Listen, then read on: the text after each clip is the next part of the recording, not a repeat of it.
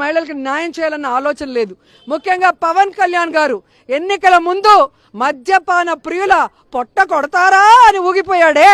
మరి ఈరోజు మద్యపాన ప్రియులు ఎవరైతే మద్యపాన ప్రియులు ఉన్నారో వాళ్ళ పొట్ట కాదు వాళ్ళ ప్రాణాలనే హరి అనిపించాడు చంద్రబాబు నాయుడు. మరి ఎందుకు ఊగట్లేదు, ఎందుకు ప్రశ్నించడం లేదని నేను ప్రశ్నిస్తున్నా. ఆడవాళ్ళ మాన ప్రాణాలు పోతే ప్రశ్నించవు. ఈరోజు కల్తీ మద్యంతో ఈరోజు ప్రజల ప్రాణాలు పోతే నువ్వు పట్టించుకోవు. నీ ప్యాకేజీ నీకు కావాలి. చంద్రబాబు నాయుడు ఏ తప్పు చేసినా నువ్వు పట్టించుకోవని ఈ రాష్ట్రంలో నీకు ఓటేసిన వాళ్ళంతా కూడా సిగ్గుపడుతున్నారన్న విషయాన్ని తెలుసుకొని ఈరోజు మహిళలు, పెద్దలు, వైఎస్ఆర్సీపీ చేపట్టిన ఈ కల్తీ మద్యం మాఫియా మీద ఏదైతే నిరసన ఉందో మరి అందరూ పాల్గొని దీన్ని విజయవంతం చేశారు. ప్రభుత్వం మెడలు వంచి సిబిఐ విచారణ జరిపే వరకు ఈ కల్తీ మద్యం స్కాము ఎవరు చేసినా వదిలిపెట్టకుండా వారికి శిక్ష పడే విధంగా.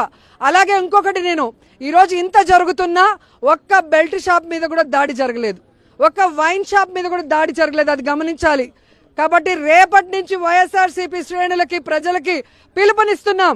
మీ కళ్ళ ముందు ఎక్కడ బెల్ట్ షాపులు జరుగుతున్నా, మీ దగ్గరలో ఎక్కడైనా బార్లలో కల్తీ మద్యం వస్తే ధ్వంసం చేసేయండి. మేమున్నాం. వైఎస్ఆర్ కాంగ్రెస్ పార్టీ మీ తరఫున. ప్రజల ప్రాణాలు, ఆడవాళ్ళ మాన ప్రాణాలే మాకు ముఖ్యమని కూడా ఈ సందర్భంగా తెలియజేసుకుంటున్నాను.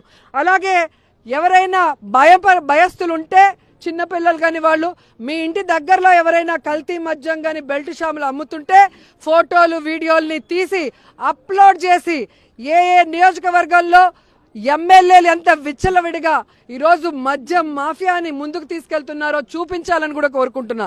ఎందుకంటే నగిరి అనేది మద్యానికి, సారాకి కేంద్రంగా ఉండేది ఒకప్పుడు. జగన్మోహన్ రెడ్డి గారి నాయకత్వంలో సెబ్ పెట్టి ఏ విధంగా కంట్రోల్ చేశామో అందరికీ కూడా తెలుసు. కానీ ఈరోజు ఏ విధంగా టార్గెట్ చేసి బెల్ట్ షాపులు 43,000 మనం రిమూవ్ చేస్తే వాటిని 70,000కి ఈరోజు చంద్రబాబు నాయుడు పెంచి ప్రజల రక్తాన్ని, వాళ్ళ ఆర్థిక పరిస్థితిని పీల్చేస్తున్నాడు. కాబట్టి కాపాడుకోవాల్సిన బాధ్యత ప్రజా పార్టీ అయినా వైఎస్ఆర్ కాంగ్రెస్ పార్టీకి ఉంది అని కూడా శ్రేణులకు తెలియజేసుకుంటూ ఈరోజు ఎక్సైజ్ వాళ్ళకి ఇస్తున్నాం మెమరాండం. ఈ నగిరి నియోజకవర్గంలో ఎక్కడైనా కల్తీ సారా అమ్ముతున్నా, బెల్ట్ షాపులు అమ్ముతున్నా వదిలిపెట్టేది లేదు.